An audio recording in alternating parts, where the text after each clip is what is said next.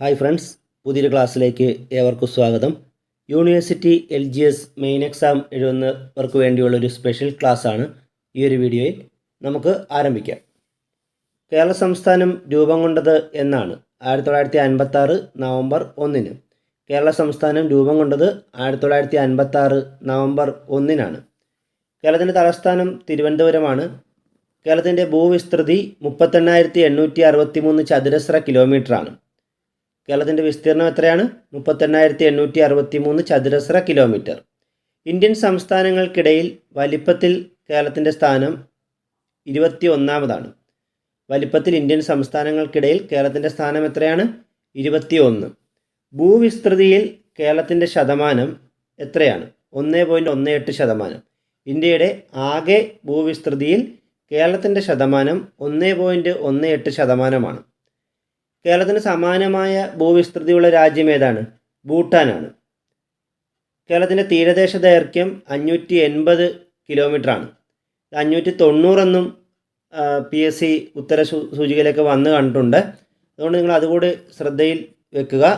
അപ്പോൾ കേരളത്തിൻ്റെ തീരദേശ ദൈർഘ്യം 580 കിലോമീറ്ററാണ്. 590 കൂടി ഓർമ്മയിൽ വെക്കുക. പിന്നെ കേരളത്തിൻ്റെ അക്ഷാംശീയ സ്ഥാനം വടക്കൻ അക്ഷാംശം 8 ഡിഗ്രി 17 മിനിറ്റിനും 12 ഡിഗ്രി 47 മിനിറ്റിനും മധ്യയാണ്. രേഖാംശീയ സ്ഥാനം ഏതാണ്? കിഴക്കൻ രേഖാംശം 74 ഡിഗ്രി 27 മിനിറ്റിനും 77 ഡിഗ്രി 37 മിനിറ്റിനും മധ്യയാണ്. പിന്നെ കേരളത്തിൻ്റെ അക്ഷാംശീയ വ്യാപ്തി 4 ഡിഗ്രിയാണ്. രേഖാംശീയ വ്യാപ്തി 3 ഡിഗ്രിയുമാണ്. കേരളത്തിന് എത്ര അയൽ സംസ്ഥാനങ്ങളാണുള്ളത്? 2 അയൽ സംസ്ഥാനങ്ങളാണുള്ളത്. അത് തമിഴ്നാടും കർണാടകയുമാണ്. കേരളത്തിനുള്ളിലുള്ള കേന്ദ്രഭരണ പ്രദേശം ഏതാണ്? മാഹി. പുതുച്ചേരിയുടെ ഭാഗമായിട്ടുള്ള മാഹിയാണ് കേരളത്തിനുള്ളിൽ ഉള്ള കേന്ദ്രഭരണ പ്രദേശം. കേരളത്തിൻ്റെ തെക്ക് കിഴക്ക് ഭാഗത്തായിട്ടുള്ള അയൽ സംസ്ഥാനം തമിഴ്നാടാണ്. കർണാടകയുടെ സ്ഥാനം എവിടെയാണ്? കേരളത്തിൻ്റെ വടക്ക് ഭാഗത്തായിട്ടാണ് കർണാടക സംസ്ഥാനം. അപ്പോൾ കേരളത്തിൻ്റെ തെക്ക് കിഴക്ക് ഭാഗത്തുള്ള അയൽ സംസ്ഥാനം ചോദിച്ചാൽ തമിഴ്നാടും, കേരളത്തിൻ്റെ വടക്ക് ദിക്കിലുള്ള അയൽ സംസ്ഥാനം എന്ന് ചോദിച്ചാൽ കർണാടകയുമാണ്. കേരളത്തിലെ ജില്ലകളുടെ എണ്ണം 14 നമുക്കറിയാം. ഇതിൽ ഏറ്റവും വലിയ ജില്ല ഇപ്പോൾ ഇടുക്കിയാണ്. മുമ്പ് നമ്മൾ പാലക്കാട് എന്നാണ് പഠിച്ചിരുന്നത്. ഇപ്പോൾ കേരളത്തിലെ ഏറ്റവും വലിയ ജില്ല ഇടുക്കി, ഏറ്റവും ചെറിയ ജില്ല ആലപ്പുഴയാണ്. കേരളത്തിലെ ഏറ്റവും ജനസംഖ്യ കൂടിയ ജില്ല മലപ്പുറമാണ്. ജനസംഖ്യ കുറഞ്ഞ ജില്ല വയനാടാണ്. കേരളത്തിൽ ജനസംഖ്യ കൂടിയ ജില്ല മലപ്പുറം, കുറഞ്ഞ ജില്ല വയനാട്. കേരളത്തിൽ വടക്കേറ്റത്തെ ജില്ല ഏതാണ്? കാസർഗോഡ്. തെക്കേറ്റത്തുള്ള ജില്ല തിരുവനന്തപുരവുമാണ്. കേരള സംസ്ഥാനം നിലവിൽ വരുമ്പോൾ എത്ര ജില്ലകളായിരുന്നു ഉണ്ടായിരുന്നത്? 5. അപ്പോൾ കേരള സംസ്ഥാനം നിലവിൽ വന്ന 1956 നവംബർ 1-നാണ്. ആ സമയത്ത് 5 ജില്ലകളെ ഉണ്ടായിരുന്നുള്ളൂ. ആ ജില്ലകൾ ഏതൊക്കെയാണ്? തിരുവനന്തപുരം, കൊല്ലം, കോട്ടയം, തൃശ്ശൂർ, മലബാർ. കേരള സംസ്ഥാനം നിലവിൽ വന്ന സമയത്തെ 5 ജില്ലകൾ തിരുവനന്തപുരം, കൊല്ലം, കോട്ടയം, തൃശ്ശൂർ, മലബാർ എന്നീ ജില്ലകളാണ്. കടൽ തീരമുള്ള കേരളത്തിലെ ജില്ലകളുടെ എണ്ണം 9 എണ്ണമാണ്. അവ ഏതൊക്കെയാണ്? തിരുവനന്തപുരം, കൊല്ലം, ആലപ്പുഴ, എറണാകുളം, തൃശ്ശൂർ, മലപ്പുറം, കോഴിക്കോട്, കണ്ണൂർ, കാസർഗോഡ് എന്നിവയാണ്. കടൽ തീരമില്ലാത്ത ജില്ലകളുടെ എണ്ണം ബാക്കി 5 ജില്ലകൾ. അവ ഏതൊക്കെയാണ്? പത്തനംതിട്ട, ഇടുക്കി, കോട്ടയം, പാലക്കാട്, വയനാട് എന്നിവയാണ് കേരളത്തിൽ കടൽ തീരമില്ലാത്ത ജില്ലകൾ. കേരളത്തിലെ ഏറ്റവും ഒടുവിലായി രൂപം കൊണ്ട ജില്ല കാസർഗോഡ് ജില്ലയാണ്. 1984-ലാണ് കാസർഗോഡ് ജില്ല രൂപീകൃതമായത്.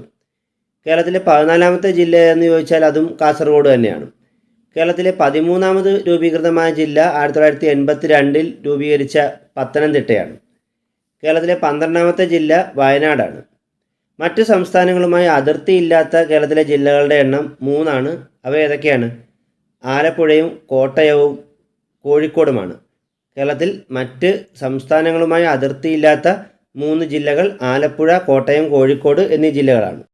കേരളത്തിലെ ഏറ്റവും കൂടുതൽ റെയിൽവേ സ്റ്റേഷനുകളുള്ള ജില്ല തിരുവനന്തപുരമാണ്. ഏറ്റവും കൂടുതൽ റെയിൽവേ സ്റ്റേഷനുകളുള്ള ജില്ല ഏതാണ്? തിരുവനന്തപുരം. ഇന്ത്യയിലെ ആദ്യത്തെ ഭക്ഷ്യസുരക്ഷാ ജില്ല ഏതാണ്? കൊല്ലം. ഇന്ത്യയിലെ ആദ്യത്തെ ഭക്ഷ്യസുരക്ഷാ ജില്ല കൊല്ലമാണ്. ഏറ്റവും അധികം ലോഹമണൽ നിക്ഷേപമുള്ള കേരളത്തിലെ ജില്ല കൊല്ലമാണ്. ഏറ്റവും കൂടുതൽ ലോഹമണൽ നിക്ഷേപമുള്ള ജില്ല കൊല്ലമാണ്. ഇന്ത്യയിലെ ആദ്യത്തെ പോളിയോ വിമുക്ത ജില്ല പത്തനംതിട്ടയാണ്. ഇന്ത്യയിലെ ആദ്യത്തെ പോളിയോ വിമുക്ത ജില്ല പത്തനംതിട്ടയാണ്. മലകളും കുന്നുകളും ഏറ്റവും കുറവുള്ള ജില്ല ആലപ്പുഴയാണ്. റിസർവ് വനപ്രദേശം ഏറ്റവും കുറഞ്ഞ ജില്ലയും ആലപ്പുഴയാണ്. മലകളും കുന്നുകളും റിസർവ് വനപ്രദേശവും ഏറ്റവും കുറവുള്ള ജില്ല ആലപ്പുഴയാണ്. ഏറ്റവും കൂടുതൽ മത്സ്യത്തൊഴിലാളികളുള്ള ജില്ല ഏതാണ്? ആലപ്പുഴ. ഏറ്റവും കൂടുതൽ കുടിൽ വ്യവസായങ്ങളുള്ള ജില്ലയും ആലപ്പുഴയാണ്. സമുദ്രതീരമില്ലാത്തതും മറ്റ് സംസ്ഥാനങ്ങളുമായി അതിർത്തിയില്ലാത്തതുമായ കേരളത്തിലെ ഏക ജില്ല ഏതാണ്? കോട്ടയം. സമുദ്രതീരമില്ലാത്തതും മറ്റ് സംസ്ഥാനങ്ങളുമായി അതിർത്തി പങ്കിടാത്തതുമായ കേരളത്തിലെ ഏക ജില്ല കോട്ടയമാണ്. ഇന്ത്യയിലെ ആദ്യത്തെ പുകയില വിമുക്ത ജില്ല കോട്ടയം ജില്ലയാണ്. ഇന്ത്യയിലെ ആദ്യത്തെ പുകയില വിമുക്ത ജില്ല ഏതാണ്? കോട്ടയം. വനവിസ്തൃതി ഏറ്റവും കൂടിയ ജില്ല ഏതാണ്? ഇടുക്കി. വനവിസ്തൃതി ഏറ്റവും കൂടിയ ജില്ല ഇടുക്കിയാണ്. ഏറ്റവും കൂടുതൽ മലകളും കുന്നുകളുമുള്ള കേരളത്തിലെ ജില്ല ഇടുക്കിയാണ്. ഏറ്റവും അധികം മലകളും കുന്നുകളുമുള്ള ജില്ല ഏതാണ്? ഇടുക്കി. ഇന്ത്യയുടെ റിപ്പബ്ലിക് വാർഷിക ദിനത്തിൽ നിലവിൽ വന്ന ജില്ല ഇടുക്കിയാണ്. ഇന്ത്യയുടെ റിപ്പബ്ലിക് വാർഷിക ദിനത്തിൽ നിലവിൽ വന്ന ജില്ല ഇടുക്കിയാണ്. സുഗന്ധവ്യഞ്ജനങ്ങളുടെ ഉൽപ്പാദനത്തിൽ ഒന്നാം സ്ഥാനത്തുള്ള ജില്ല ഏതാണ്? ഇടുക്കി. കേരളത്തിൽ സുഗന്ധവ്യഞ്ജനങ്ങളുടെ ഉൽപ്പാദനത്തിൽ ഒന്നാം സ്ഥാനമുള്ള ജില്ല ഇടുക്കിയാണ്. വ്യവസായവൽക്കരണത്തിൽ ഒന്നാമതുള്ള ജില്ല എറണാകുളമാണ്. കേരളത്തിലെ ആദ്യത്തെ ശിശു സൗഹൃദ ജില്ല ഏതാണ്? എറണാകുളം. കേരളത്തിലെ ആദ്യത്തെ ശിശു സൗഹൃദ ജില്ല എറണാകുളമാണ്. സമ്പൂർണ്ണ സാക്ഷരത നേടിയ ആദ്യത്തെ ജില്ല എറണാകുളമാണ്. സമ്പൂർണ്ണ സാക്ഷരത നേടിയ കേരളത്തിലെ ഇന്ത്യയിലെ തന്നെ ആദ്യത്തെ ജില്ല എറണാകുളമാണ്. അതുപോലെ സമ്പൂർണ്ണ സാക്ഷരത നേടിയ ഇന്ത്യയിലെ ആദ്യത്തെ പട്ടണം കോട്ടയമാണ്. കേരളത്തിൻ്റെ സാംസ്കാരിക തലസ്ഥാനം എന്നറിയപ്പെടുന്ന ജില്ല തൃശ്ശൂരാണ്. കേരളത്തിൻ്റെ സാംസ്കാരിക തലസ്ഥാനം ഏതാണ്? തൃശ്ശൂരാണ്. ഏറ്റവും അധികം നെല്ല് ഉൽപ്പാദിപ്പിക്കുന്ന കേരളത്തിലെ ജില്ല പാലക്കാടാണ്. നെൽകൃഷി ഏറ്റവും കൂടുതലുള്ള കേരളത്തിലെ ജില്ല പാലക്കാടാണ്. കേരളത്തിൽ പരുത്തി കൃഷിയുള്ള ഏക ജില്ല ഏതാണ്? പാലക്കാടാണ്. കേരളത്തിൽ പരുത്തി കൃഷിയുള്ള ഏക ജില്ല പാലക്കാടാണ്. പരുത്തി കൃഷിക്ക് അനുയോജ്യമായ കറുത്ത മണ്ണ് കാണപ്പെടുന്നത് കേരളത്തിൽ പാലക്കാട് ജില്ലയിലെ ചിറ്റൂർ എന്ന സ്ഥലത്താണ്. ഇന്ത്യയിലെ ആദ്യത്തെ കമ്പ്യൂട്ടർ സാക്ഷരതാ ജില്ല ഏതാണ്? മലപ്പുറം. ഇന്ത്യയിലെ ആദ്യത്തെ കമ്പ്യൂട്ടർ സാക്ഷരതാ ജില്ല മലപ്പുറമാണ്. ഏറ്റവും കൂടുതൽ ഗ്രാമവാസികളുള്ള കേരളത്തിലെ ജില്ല മലപ്പുറമാണ്.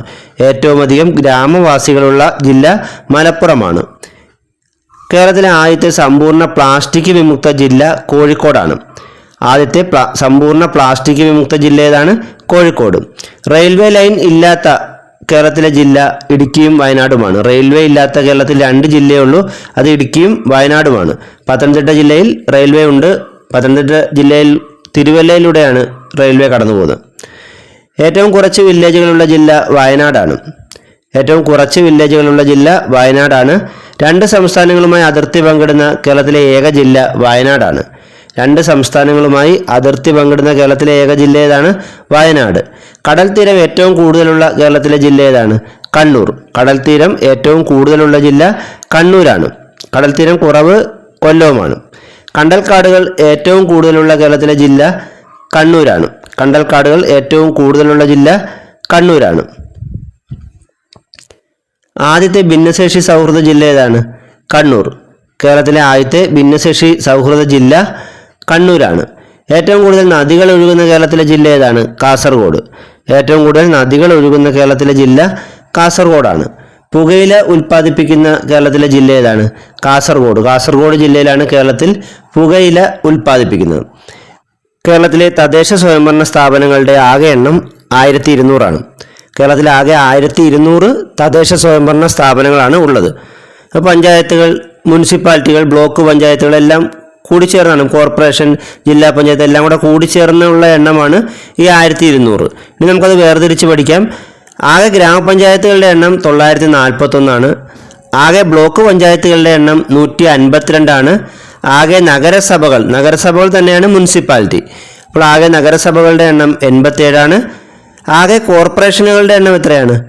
6 ആകെ ജില്ലാ പഞ്ചായത്തുകളുടെ എണ്ണം 14 അപ്പോൾ ഇതെല്ലാം കൂടെ കൂട്ടി നോക്കുമ്പോൾ 1200 കിട്ടും. അങ്ങനെ കേരളത്തിൽ ആകെ തദ്ദേശ സ്വയംഭരണ സ്ഥാപനങ്ങളുടെ എണ്ണം 1200 ഗ്രാമപഞ്ചായത്തുകൾ 941, ബ്ലോക്ക് പഞ്ചായത്തുകൾ 152, മുനിസിപ്പാലിറ്റി 87, കോർപ്പറേഷനുകൾ 6, ജില്ലാ പഞ്ചായത്തുകൾ 14. ഇപ്പോൾ താലൂക്ക് വില്ലേജ് ഒന്നും ഇതിൽ ഉൾപ്പെടത്തില്ല കേട്ടോ. ഏറ്റവും ഒടുവിലായി രൂപം കൊണ്ട കോർപ്പറേഷൻ ഏതാണ്? കണ്ണൂരാണ്. ഏറ്റവും ഒടുവിൽ രൂപം കൊണ്ട കോർപ്പറേഷൻ കണ്ണൂരാണ്. ആകെ താലൂക്കുകളുടെ എണ്ണം എത്രയാണ്? 78. കേരളത്തിൽ ആകെ 78 താലൂക്കുകളാണ് ഉള്ളത്. ആകെ വില്ലേജുകൾ 1666 എണ്ണമാണ്. ഗ്രൂപ്പ് വില്ലേജുകൾ ഉൾപ്പെടെ കേരളത്തിൽ ആകെ 1666 വില്ലേജുകളുണ്ട്. കേരളത്തിൽ വിസ്തീർണം കൂടിയ ഗ്രാമപഞ്ചായത്ത് ഏതാണ്? കുമിളി. കേരളത്തിൽ വിസ്തീർണം കൂടിയ ഗ്രാമപഞ്ചായത്ത് കുമിളിയാണ്. കേരളത്തിൽ വിസ്തീർണം കുറഞ്ഞ ഗ്രാമപഞ്ചായത്ത് വളപട്ടണവുമാണ്. കണ്ണൂർ ജില്ലയിലെ വളപട്ടണമാണ് വിസ്തീർണം കുറഞ്ഞ ഗ്രാമപഞ്ചായത്ത്. കേരളത്തിൽ ജനസംഖ്യ കൂടിയ ഗ്രാമപഞ്ചായത്ത് ഏതാണ്? കോഴിക്കോട് ജില്ലയിലെ ഒളവണ്ണ പഞ്ചായത്ത്. ജനസംഖ്യ കൂടിയ ഗ്രാമപഞ്ചായത്ത് കോഴിക്കോട് ജില്ലയിലെ ഒളവണ്ണ പഞ്ചായത്താണ്. കേരളത്തിൽ ജനസംഖ്യ കുറഞ്ഞ ഗ്രാമപഞ്ചായത്ത് ഇടുക്കി ജില്ലയിലെ ഇടമലക്കുടിയാണ്. കേരളത്തിലെ ജനസംഖ്യ കുറഞ്ഞ പഞ്ചായത്ത് ട്രൈബൽ പഞ്ചായത്തായ ഇടമലക്കുടി പഞ്ചായത്താണ്. കേരളത്തിലെ ഏറ്റവും കൂടുതൽ ഗ്രാമപഞ്ചായത്തുകളുള്ള ജില്ല ഏതാണ്? മലപ്പുറം. കേരളത്തിലെ ഏറ്റവും കൂടുതൽ ഗ്രാമപഞ്ചായത്തുകളുള്ള ജില്ല മലപ്പുറമാണ്. ഏറ്റവും കൂടുതൽ ബ്ലോക്ക് പഞ്ചായത്തുകളുള്ള ജില്ല തൃശ്ശൂരാണ്. ഏറ്റവും കൂടുതൽ നഗരസഭകളുള്ള ജില്ല എറണാകുളമാണ്. ഏറ്റവും കൂടുതൽ വാർഡുകളുള്ള സിറ്റി കോർപ്പറേഷൻ തിരുവനന്തപുരമാണ്. കേരളത്തിലെ ഏറ്റവും കൂടുതൽ വാർഡുകളുള്ള സിറ്റി കോർപ്പറേഷൻ ഏതാണ്? തിരുവനന്തപുരമാണ്. ഇനി കേരളത്തിൻ്റെ ഔദ്യോഗിക മൃഗം ആനയാണെന്ന് നമുക്കറിയാം. എന്നാൽ കേരളത്തിന് പുറമെ ആന ഔദ്യോഗിക മൃഗമായ മറ്റ് 2 സംസ്ഥാനങ്ങളുണ്ട്. അത് ഏതൊക്കെയാണ്? കർണാടകവും ജാർഖണ്ഡും. ആന ഔദ്യോഗിക മൃഗമായ മറ്റ് 2 സംസ്ഥാനങ്ങൾ ഏതൊക്കെയാണ്? കർണാടകവും ജാർഖണ്ഡും. കേരളത്തിലെ ഔദ്യോഗിക പക്ഷി മലമുഴക്കി വേഴാമ്പലാണ്. ഔദ്യോഗിക പുഷ്പം കണിക്കൊന്നയാണ്. ഔദ്യോഗിക വൃക്ഷം തെങ്ങാണ്. ഔദ്യോഗിക മത്സ്യം കരിമീനാണ്. ഔദ്യോഗിക ഫലം ചക്കയാണ്. ഔദ്യോഗിക ശലഭം ബുദ്ധമയൂരിയാണ്. ഏറ്റവും കുറച്ച് ഗ്രാമപഞ്ചായത്തുകളുള്ള കേരളത്തിലെ ജില്ല വയനാടാണ്. ഏറ്റവും കുറച്ച് ഗ്രാമപഞ്ചായത്തുകളുള്ള ജില്ല വയനാടും ഏറ്റവും കുറച്ച് ബ്ലോക്ക് പഞ്ചായത്തുകളുള്ള ജില്ല അതും വയനാടാണ്. ഏറ്റവും കുറച്ച് നഗരസഭകളുള്ള ജില്ല ഇടുക്കിയാണ്. ഏറ്റവും കുറച്ച് മുനിസിപ്പാലിറ്റികളുള്ള ജില്ല ഇടുക്കിയാണ്. കേരളത്തിലെ ആകെ ജനസംഖ്യ എത്രയാണ്? 3,34,661. 2011 സെൻസസ് പ്രകാരമാണ് ഈ ഒരു കണക്ക്. 3,34,661 ആളുകളാണ് കേരളത്തിൽ ഉള്ളത്. ഇന്ത്യൻ ജനസംഖ്യയിൽ കേരള ജനസംഖ്യയുടെ ശതമാനം എത്രയാണ്? 2.76. ഇന്ത്യയുടെ മൊത്തം ജനസംഖ്യയുടെ 2.76% വരും കേരളത്തിലെ ജനസംഖ്യ. ആകെ പുരുഷന്മാർ 1.6 കോടി, സ്ത്രീകൾ 1.74 കോടി. അപ്പോൾ തന്നെ മനസ്സിലായി സ്ത്രീകളാണ് കൂടുതൽ. അപ്പോൾ ആകെ ജനസംഖ്യയിൽ സ്ത്രീകളുടെ ശതമാനം എത്രയാണ്? 52% സ്ത്രീകളും കേരളത്തിൽ 42% പുരുഷന്മാർ. കേരളത്തിൽ 52% സ്ത്രീകളും 48% പുരുഷന്മാരുമാണ്.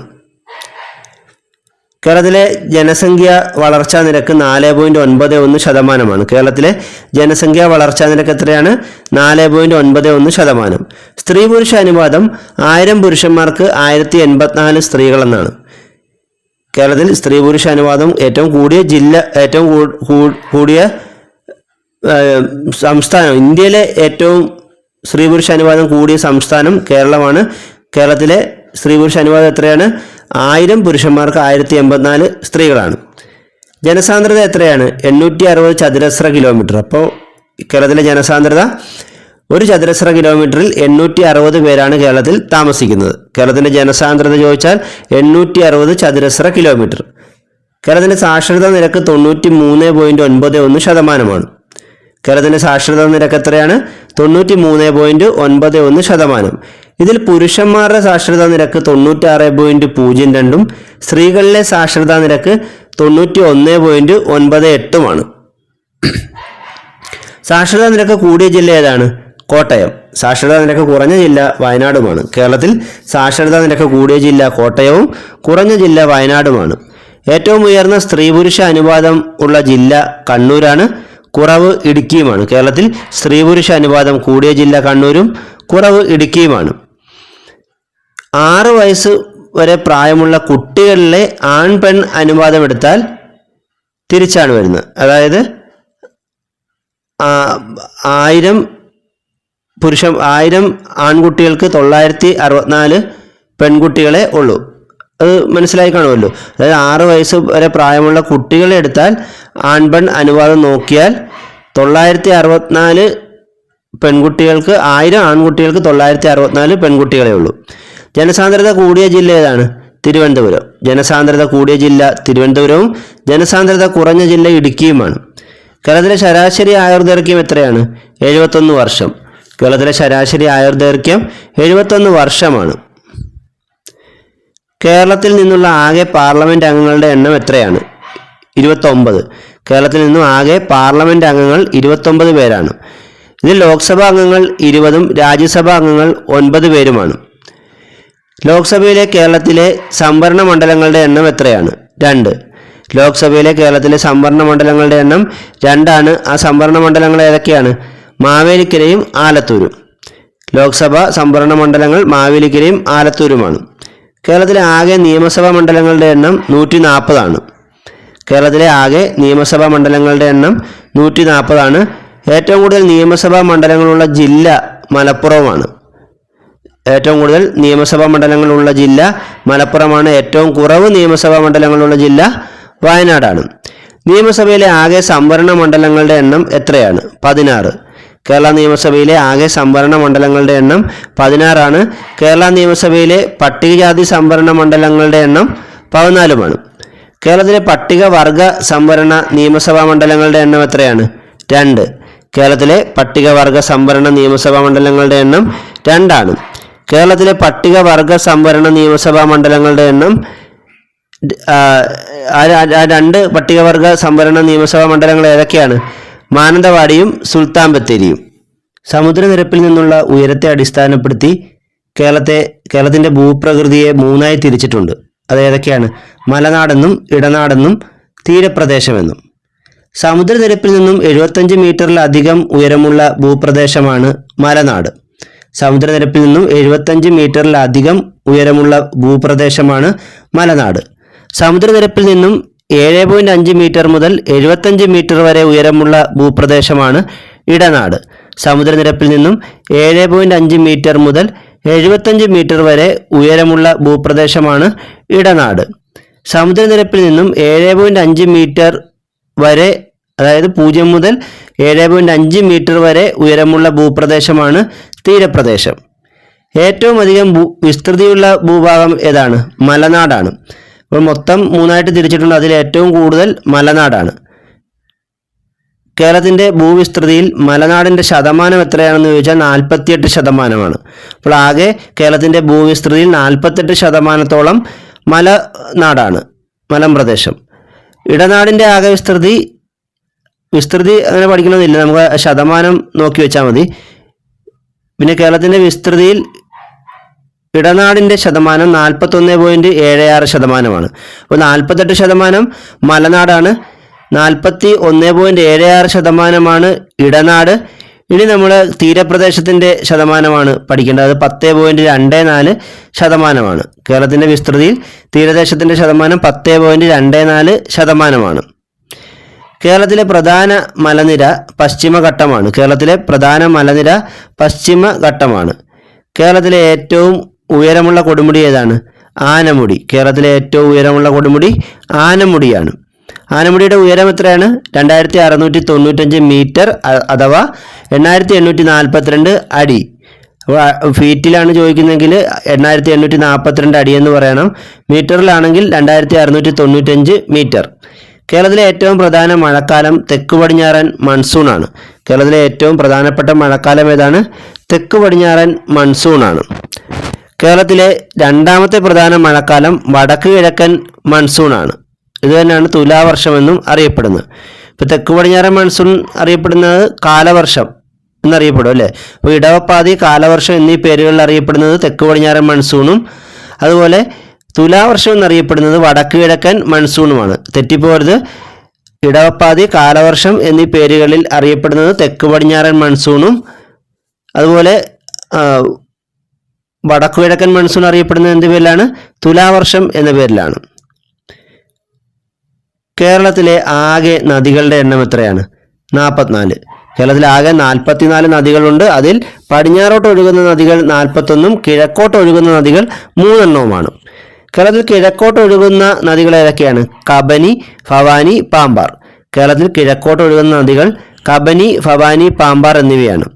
കേരളത്തിലെ ഏറ്റവും വലുതും നീളം കൂടിയതുമായ നദി ഏതാണ്? പെരിയാർ. കേരളത്തിലെ ഏറ്റവും വലുതും നീളം കൂടിയതുമായ നദി പെരിയാറാണ്. പെരിയാർ കേരളത്തിലൂടെ ഒഴുകുന്ന ദൂരം എത്രയാണ്? 244 കിലോമീറ്റർ. പെരിയാർ കേരളത്തിലൂടെ ഒഴുകുന്നത് 244 കിലോമീറ്റർ ആണ്. കേരളത്തിലെ രണ്ടാമത്തെ നീളം കൂടിയ നദി ഏതാണ്? ഭാരതപ്പുഴ. കേരളത്തിലെ രണ്ടാമത്തെ നീളം കൂടിയ നദി ഭാരതപ്പുഴയാണ്. ഭാരതപ്പുഴയുടെ നീളം 209 കിലോമീറ്റർ ആണ്. ഭാരതപ്പുഴയുടെ നീളം എത്രയാണ്? 209 കിലോമീറ്റർ. കേരളത്തിൽ നീളം കൂടിയ മൂന്നാമത്തെ വലിയ നദി ഏതാണ്? പമ്പ.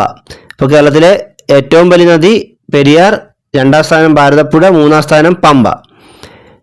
കേരളത്തിലെ ഏറ്റവും ജലസമൃദ്ധമായ നദി ഏതാണ്? പെരിയാർ. ജലസമൃദ്ധമായ നദി പെരിയാറാണ്. ആലുവയിലൂടെ ഒഴുകുന്ന നദി പെരിയാറാണ്. കേരളത്തിന് നൈൽ എന്നറിയപ്പെടുന്ന നദി ഏതാണ്? ഭാരതപ്പുഴ. കേരളത്തിന് നൈൽ എന്നറിയപ്പെടുന്നത് ഭാരതപ്പുഴയാണ്. നിള എന്ന് അറിയപ്പെടുന്ന കേരളത്തിലെ നദി ഏതാണ്? ഭാരതപ്പുഴ. നിള എന്ന പേരിൽ അറിയപ്പെടുന്ന കേരളത്തിലെ നദി ഭാരതപ്പുഴയാണ്. പ്രാചീന കാലത്ത് ചൂർണി എന്ന പേരിൽ അറിയപ്പെട്ടിരുന്ന നദി ഏതാണ്? പെരിയാർ. പ്രാചീന കാലത്ത് ചൂർണി എന്നറിയപ്പെട്ടിരുന്നത് പെരിയാറാണ്. പാലക്കാട് ചുരത്തിലൂടെ ഒഴുകുന്ന നദി ഏതാണ്? ഭാരതപ്പുഴ. പാലക്കാട് ചുരത്തിലൂടെ ഒഴുകുന്ന നദി ഭാരതപ്പുഴയാണ്. പ്രാചീന കാലത്ത് ബാരിസ് എന്നറിയപ്പെട്ടിരുന്ന നദി ഏതാണ്? പമ്പ.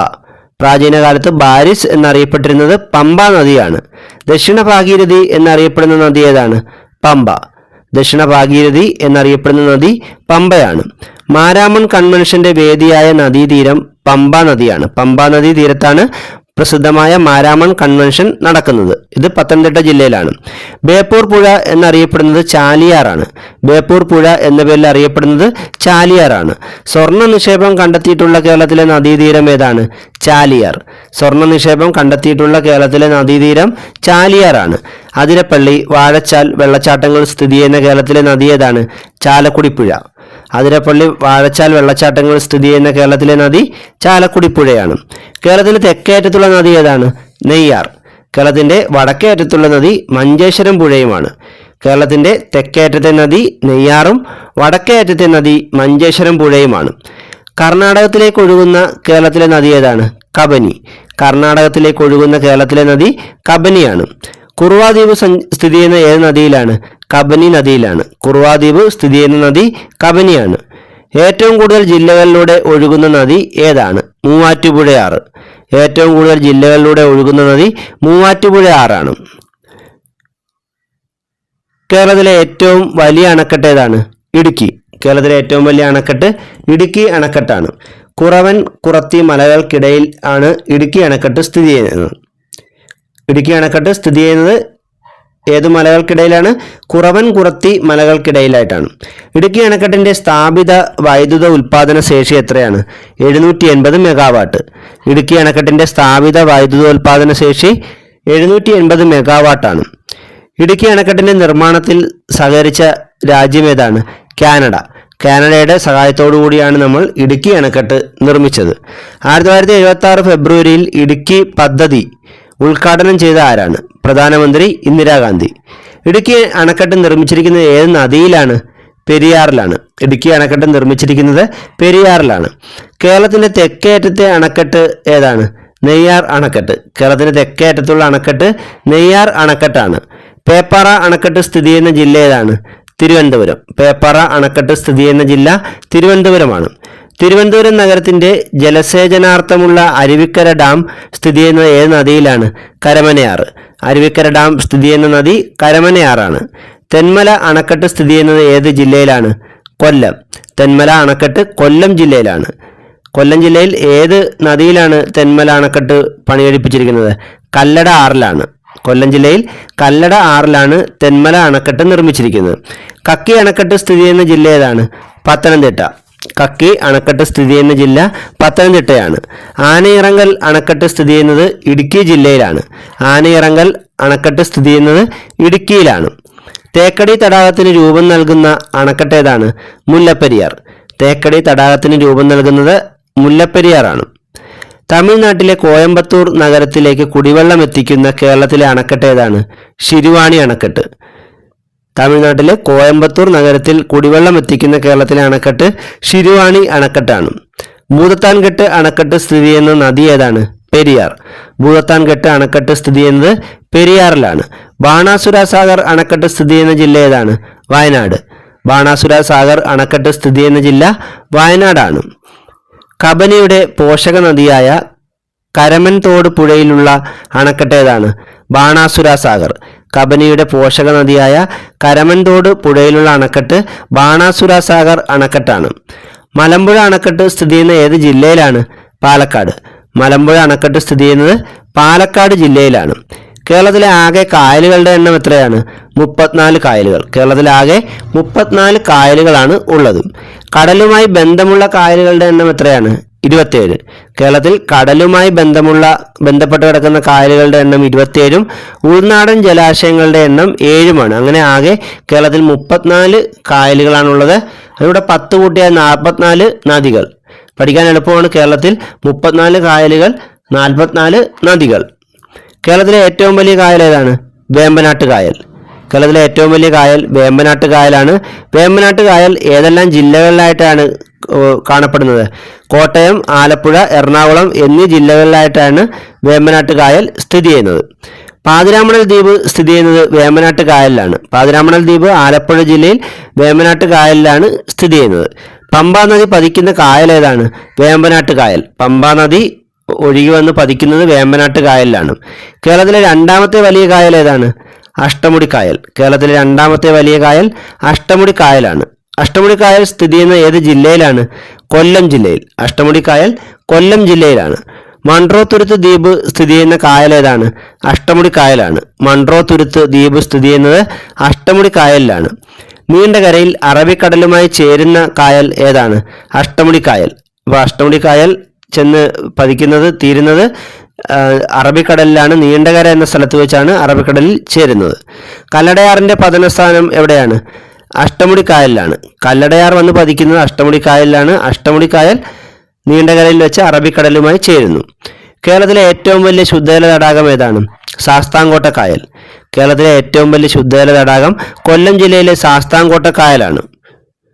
ശാസ്താംകോട്ട കായൽ സ്ഥിതി ചെയ്യുന്ന ജില്ല ചോദിച്ചാൽ കൊല്ലം. ശുദ്ധജല തടാകമായ വെള്ളായണി കായൽ സ്ഥിതി ചെയ്യുന്നത് ഏത് ജില്ലയിലാണ്? തിരുവനന്തപുരത്താണ്. ശുദ്ധജല തടാകമായ വെള്ളായണി കായൽ സ്ഥിതി ചെയ്യുന്ന ജില്ല തിരുവനന്തപുരമാണ്. കേരളത്തിൽ ഏറ്റവും ഉയരത്തിലുള്ള തടാകം വയനാട് ജില്ലയിലെ പൂക്കോട് തടാകമാണ്. കേരളത്തിലെ ഏറ്റവും ഉയരത്തിൽ കാണുന്ന തടാകം ഏതാണ്? വയനാട് ജില്ലയിലെ പൂക്കോട് തടാകമാണ്. ശുദ്ധജല തടാകമായ പൂക്കോട് സ്ഥിതി ചെയ്യുന്നത് വയനാട് ജില്ലയിലാണ്. നെഹ്റു ട്രോഫി വള്ളംകളി നടക്കുന്ന വേമ്പനാട്ട് കായലിൻ്റെ ഭാഗം ഏതാണ്?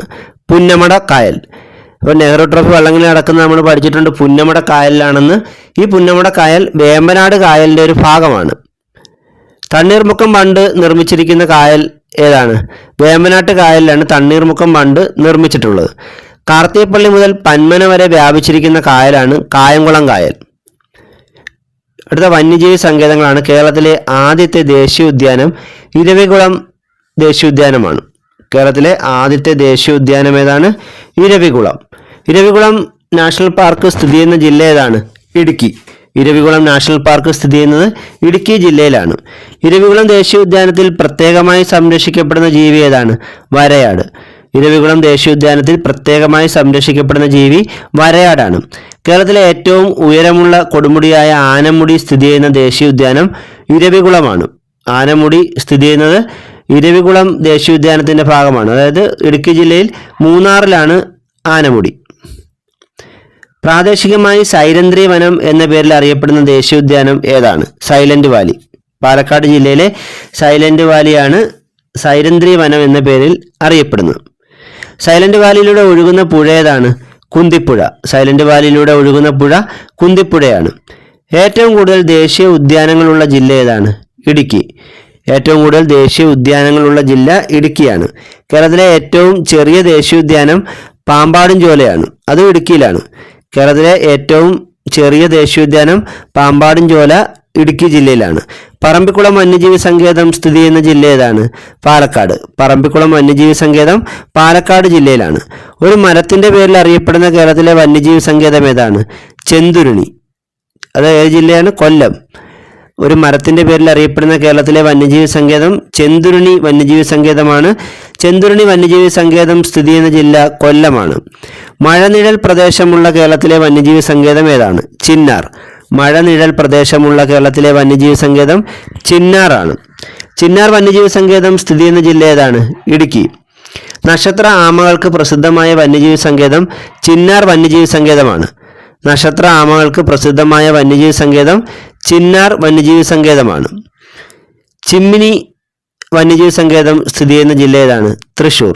ചിമ്മിനി വന്യജീവി സങ്കേതം സ്ഥിതി ചെയ്യുന്ന ജില്ല തൃശ്ശൂരാണ്. കേരളത്തിൻ്റെ വടക്കേറ്റത്തുള്ള വന്യജീവി സങ്കേതം ആറളമാണ്. ആറളം ഏത് ജില്ലയാണ്? കണ്ണൂർ ജില്ലയിലാണ്. അപ്പോൾ കണ്ണൂർ ജില്ലയിലെ ആറളമാണ് കേരളത്തിൻ്റെ വടക്കേറ്റത്തുള്ള വന്യജീവി സങ്കേതം. തെക്കേറ്റത്തുള്ള വന്യജീവി സങ്കേതം തിരുവനന്തപുരം ജില്ലയിലെ നെയ്യാറുമാണ്. അരിപ്പ വനപ്രദേശം സ്ഥിതി ചെയ്യുന്ന ജില്ല ഏതാണ്? തിരുവനന്തപുരം. അരിപ്പ വനപ്രദേശം സ്ഥിതി ചെയ്യുന്നത് തിരുവനന്തപുരത്താണ്. മലബാർ വന്യജീവി സങ്കേതം സ്ഥിതി ചെയ്യുന്ന ജില്ല ഏതാണ്? കോഴിക്കോട്. മലബാർ വന്യജീവി സങ്കേതം സ്ഥിതി ചെയ്യുന്ന ജില്ല കോഴിക്കോടാണ്. കൊട്ടിയൂർ വന്യജീവി സങ്കേതം സ്ഥിതി ചെയ്യുന്ന ജില്ല ഏതാണ്? കണ്ണൂർ. കൊട്ടിയൂർ വന്യജീവി സങ്കേതം സ്ഥിതി ചെയ്യുന്നത് കണ്ണൂർ ജില്ലയിലാണ്. കേരളത്തിൽ ഏറ്റവും ഒടുവിലായി രൂപം കൊണ്ട വന്യജീവി സങ്കേതം ഏതാണ്? കരിമ്പുഴ. കേരളത്തിൽ ഒടുവിലായി രൂപം കൊണ്ട വന്യജീവി സങ്കേതം കരിമ്പുഴ വന്യജീവി സങ്കേതമാണ്. 2020 ജൂലൈയിൽ രൂപം കൊണ്ട കരിമ്പുഴ വന്യജീവി സങ്കേതം സ്ഥിതി ചെയ്യുന്ന ജില്ല ഏതാണ്? മലപ്പുറം ജില്ലയിലാണ്. കരിമ്പുഴ വന്യജീവി സങ്കേതം രൂപം കൊണ്ടത് 2020ലാണ്. ഈ കരിമ്പുഴ വന്യജീവി സങ്കേതം സ്ഥിതി ചെയ്യുന്ന ജില്ല മലപ്പുറം ജില്ലയാണ്. ഡോക്ടർ സലീം അലി പക്ഷി സങ്കേതം എന്നറിയപ്പെടുന്നത് കേരളത്തിലെ ഏറ്റവും വലിയ പക്ഷി സങ്കേതമായ തട്ടേക്കാട് പക്ഷി സങ്കേതമാണ്. ഈ തട്ടേക്കാട് പക്ഷി സങ്കേതം സ്ഥിതി ചെയ്യുന്നത് ഏത് ജില്ലയിലാണ്? എറണാകുളം ജില്ലയിലാണ്. എറണാകുളം ജില്ലയിലെ കുട്ടമ്പുഴ ഗ്രാമപഞ്ചായത്തിലാണ് തട്ടേക്കാട് പക്ഷി സങ്കേതം സ്ഥിതി ചെയ്യുന്നത്. കേരളത്തിലെ ഏറ്റവും ചെറിയ പക്ഷി സങ്കേതവും എറണാകുളം ജില്ലയിൽ തന്നെയാണ്. മംഗളവനം പക്ഷി സങ്കേതം. അത് നമുക്കറിയാം, എറണാകുളം ടൗണിൽ കൊച്ചിയിലാണ്. കൊച്ചി ഹൈക്കോർട്ടിന് സമീപത്തായിട്ടാണ് ഈ മംഗളവനം പക്ഷി സങ്കേതം. കേരളത്തിലെ ഏക മയിൽ സംരക്ഷണ കേന്ദ്രം ഏതാണ്? ചുലനൂർ. അത് പാലക്കാടാണ്. കേരളത്തിലെ ഏറ്റവും ഏക മയിൽ സംരക്ഷണ കേന്ദ്രം പാലക്കാട് ജില്ലയിലെ ചുലനൂരാണ്. മുണ്ടേരിക്കടവ് പക്ഷി സങ്കേതം സ്ഥിതി ചെയ്യുന്ന ജില്ല കണ്ണൂരാണ്. മുണ്ടേരിക്കടവ് പക്ഷി സങ്കേതം സ്ഥിതി ചെയ്യുന്ന ജില്ല കണ്ണൂരാണ്. കേരളത്തിൽ ഒരു പ്രത്യേക ചെടിയുടെ സംരക്ഷണത്തിനായി നിലവിൽ വന്ന സങ്കേതം ഏതാണ്? കുറിഞ്ഞിമല സംരക്ഷണ കേന്ദ്രം. കേരളത്തിൽ ഒരു പ്രത്യേക ചെടിയുടെ സംരക്ഷണത്തിനായി നിലവിൽ വന്ന സങ്കേതം ഏതാണ്? കുറിഞ്ഞിമല സംരക്ഷണ കേന്ദ്രം. അതായത് സസ്യമെന്നറിയാമല്ലോ, നീലക്കുറിഞ്ഞിയാണ്. വേമ്പനാട് പക്ഷി സങ്കേതം എന്ന് അറിയപ്പെടുന്നത് കുമരകമാണ്. വേമ്പനാട് പക്ഷി സങ്കേതം എന്നറിയപ്പെടുന്നത് കുമരകമാണ്. ഈ കുമരകം പക്ഷി സങ്കേതം സ്ഥിതി ചെയ്യുന്ന ജില്ല ഏതാണ്? കോട്ടയം. കോട്ടയത്ത് വേമ്പനാട് കായലിൻ്റെ തീരത്താണ് ഈ കുമരകം പക്ഷി സങ്കേതം സ്ഥിതി ചെയ്യുന്നത്. ആദ്യമായി ഇന്ത്യയുടെ ഭൂമിശാസ്ത്രപരമായ സവിശേഷതകളാണ്. ഇന്ത്യയുടെ വിസ്തൃതി 32,87,263 ചതുരശ്ര കിലോമീറ്ററാണ്. ഇന്ത്യയുടെ വിസ്തീർണം എത്രയാണ്? 32,87,263 ചതുരശ്ര കിലോമീറ്ററാണ്. ലോകരാഷ്ട്രങ്ങൾക്കിടയിൽ വലിപ്പത്തിൽ ഇന്ത്യയുടെ സ്ഥാനം എത്രയാണ്? 7ാം സ്ഥാനമാണ്. ലോകരാഷ്ട്രങ്ങൾക്കിടയിൽ വലിപ്പത്തിൽ ഇന്ത്യയുടെ സ്ഥാനം 7ആണ്. വലിപ്പത്തിൻ്റെ അടിസ്ഥാനത്തിൽ ഞാനൊന്ന് പറയാം. 1ാം സ്ഥാനം റഷ്യയ്ക്കാണ്, 2 Canada, 3 America, 4 China, 5 Brazil, 6 Australia, 7ാം സ്ഥാനമാണ് ഇന്ത്യക്ക്. ലോക ഭൂവിസ്തൃതിയിൽ ഇന്ത്യയുടെ വിസ്തൃതി ശതമാനത്തിൽ എത്രയാണ്? 2.4%. അപ്പം ലോകത്തിൻ്റെ മൊത്തം ഭൂവിസ്തൃതിയിൽ 2.4% ഇന്ത്യയുടെ ഭൂവിസ്തൃതി. ഇന്ത്യയുടെ അക്ഷാംശീയ സ്ഥാനം വടക്കൻ അക്ഷാംശം 8 ഡിഗ്രി 4 മിനിറ്റിനും 37 ഡിഗ്രി 6 മിനിറ്റിനും മധ്യയാണ്. അതുപോലെ ഇന്ത്യയുടെ രേഖാംശീയ സ്ഥാനം കിഴക്കൻ രേഖാംശം 68 ഡിഗ്രി 7 മിനിറ്റിനും 97 ഡിഗ്രി 25 മിനിറ്റിനും മധ്യയാണ്. അക്ഷാംശീയ വ്യാപ്തി ഏതാണ്ട് 30 ഡിഗ്രിയാണ്. അതുപോലെ തന്നെ രേഖാംശീയ വ്യാപ്തിയും ഏതാണ്ട് 30 ഡിഗ്രിയാണ്. ഇന്ത്യയുടെ അക്ഷാംശീയ വ്യാപ്തി ഏതാണ്ട് 30 ഡിഗ്രി വരും. അതുപോലെ രേഖാംശീയ വ്യാപ്തിയും 30 ഡിഗ്രി വരും. ഭൂമിശാസ്ത്രപരമായി ഇന്ത്യയുടെ സ്ഥാനം പൂർണ്ണമായും ഉത്തരാർദ്ധഗോളത്തിലാണ്. അപ്പോൾ നമ്മുടെ ഇന്ത്യ സ്ഥിതി ചെയ്യുന്നത് പൂർണ്ണമായും ഉത്തരാർദ്ധഗോളത്തിലാണ്. ഇന്ത്യയിലൂടെ കടന്നു പോകുന്ന പ്രധാന ഭൂമിശാസ്ത്ര രേഖ ഏതാണ്? ഉത്തരായന രേഖ. ഇന്ത്യയിലൂടെ കടന്നു പോകുന്ന പ്രധാന ഭൂമിശാസ്ത്ര രേഖ ഉത്തരായന രേഖയാണ്. ഉത്തരായന രേഖ കടന്നു പോകുന്ന ഇന്ത്യൻ സംസ്ഥാനങ്ങളുടെ എണ്ണം എത്രയാണ്? 8. ഉത്തരായന രേഖ കടന്നു പോകുന്ന ഇന്ത്യൻ സംസ്ഥാനങ്ങളുടെ എണ്ണം 8 ആണ്. ആ സംസ്ഥാനങ്ങൾ കൂടി പഠിക്കാം. ഗുജറാത്ത്, രാജസ്ഥാൻ, മധ്യപ്രദേശ്, ഛത്തീസ്ഗഡ്, ജാർഖണ്ഡ്, പശ്ചിമ ബംഗാൾ, ത്രിപുര, മിസോറാം എന്നിവയാണ് ഉത്തരായന രേഖ കടന്നു പോകുന്ന ഇന്ത്യൻ സംസ്ഥാനങ്ങൾ.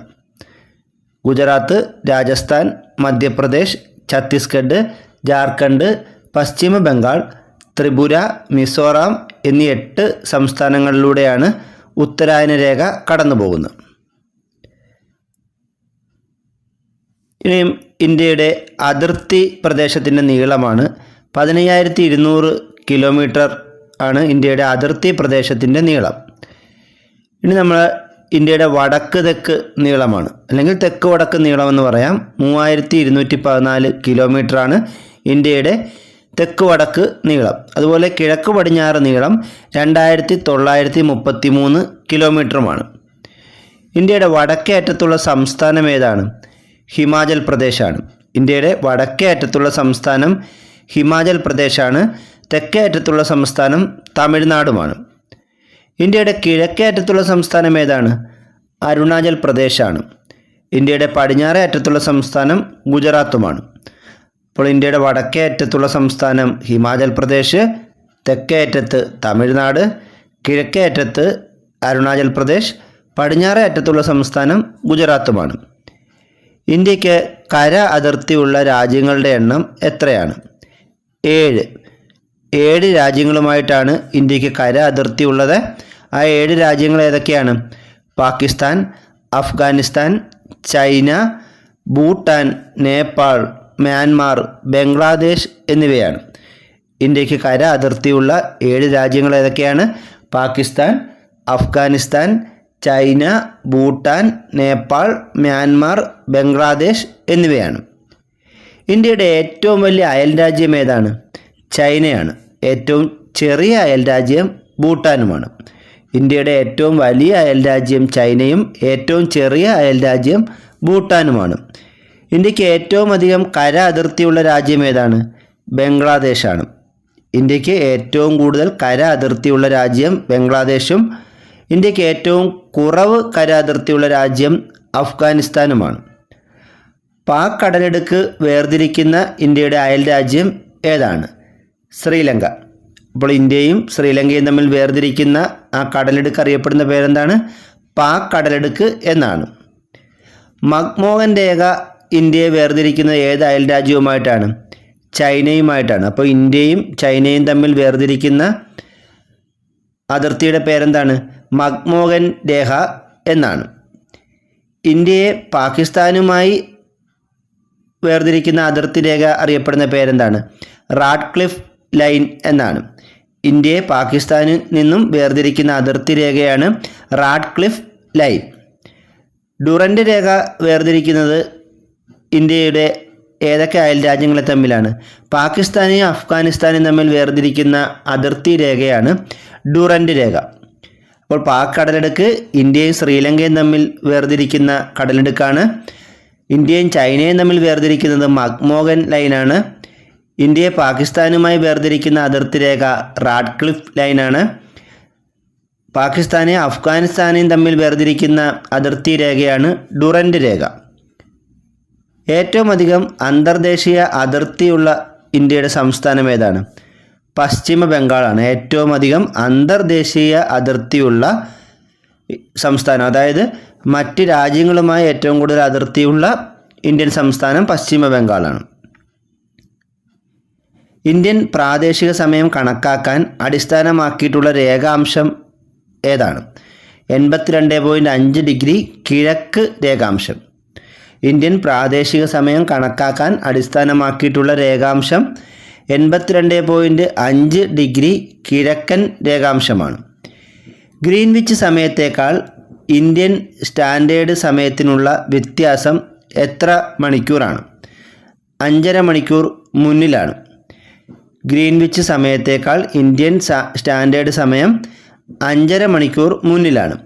ഇന്ത്യൻ പ്രാമാണിക സമയം രേഖ കടന്നു പോകുന്നത് ഉത്തർപ്രദേശിലെ അലഹബാദിന് സമീപത്തുകൂടെയാണ്. ഇന്ത്യൻ പ്രാമാണിക സമയരേഖ കടന്നു പോകുന്നത് ഉത്തർപ്രദേശിലെ അലഹബാദിന് സമീപത്തുകൂടിയാണ്. ഇനി നമുക്ക് ഇന്ത്യയുടെ ജനസംഖ്യയുമായി ബന്ധപ്പെട്ട കാര്യങ്ങളാണ് നോക്കുന്നത്. 2011 സെൻസസ് പ്രകാരമുള്ള കാര്യങ്ങളാണ്.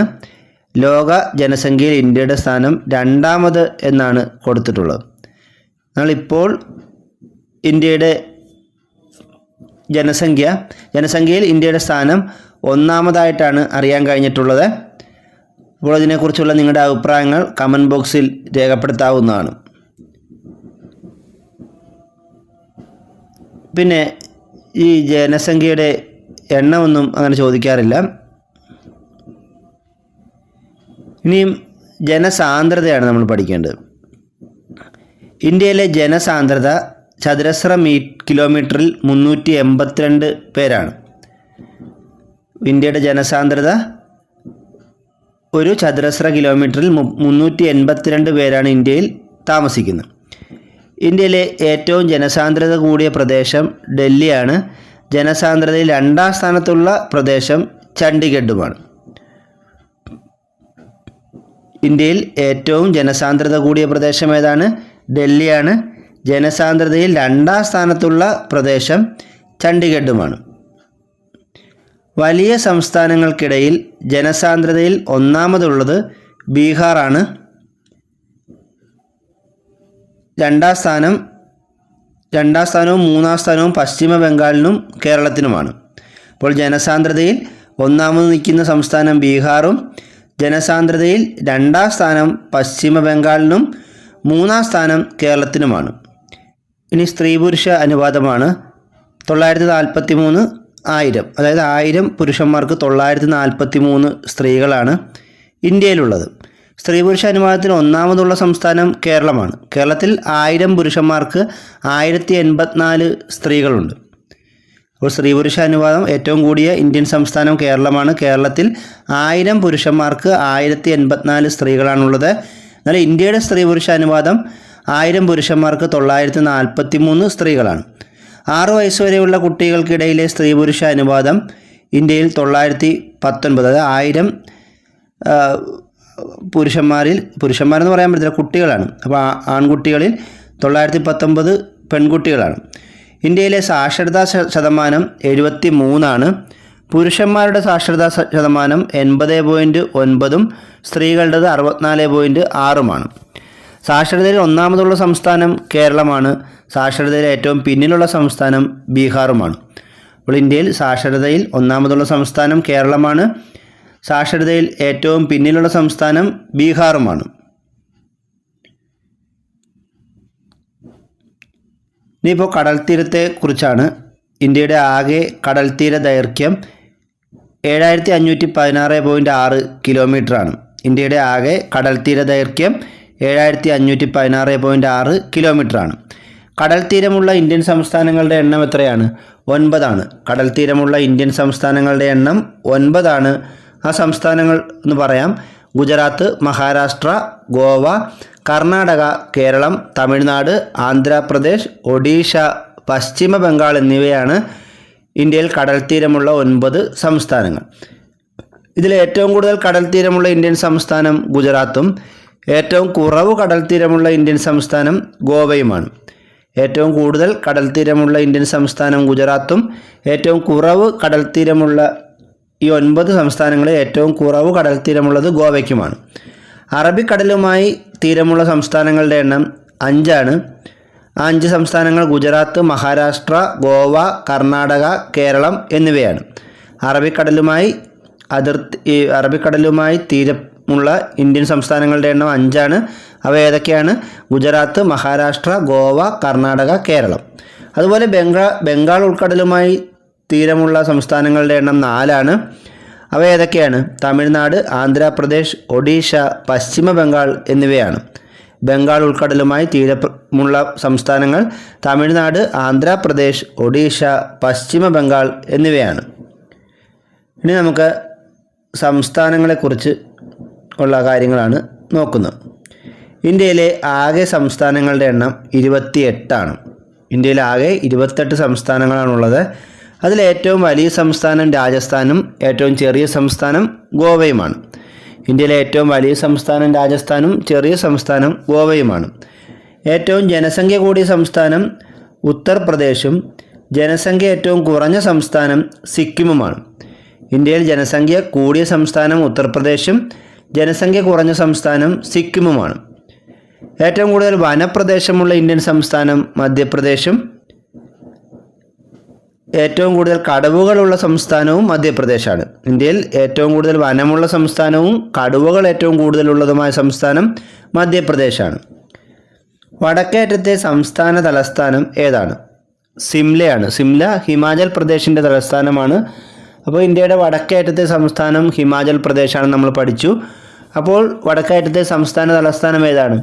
ഹിമാചൽ പ്രദേശിൻ്റെ തലസ്ഥാനമായ സിംലയാണ്. അതുപോലെ കിഴക്കേ അറ്റത്തെ സംസ്ഥാന തലസ്ഥാനം അരുണാചൽ പ്രദേശിൻ്റെ തലസ്ഥാനമായ ഇറ്റാനഗറുമാണ്.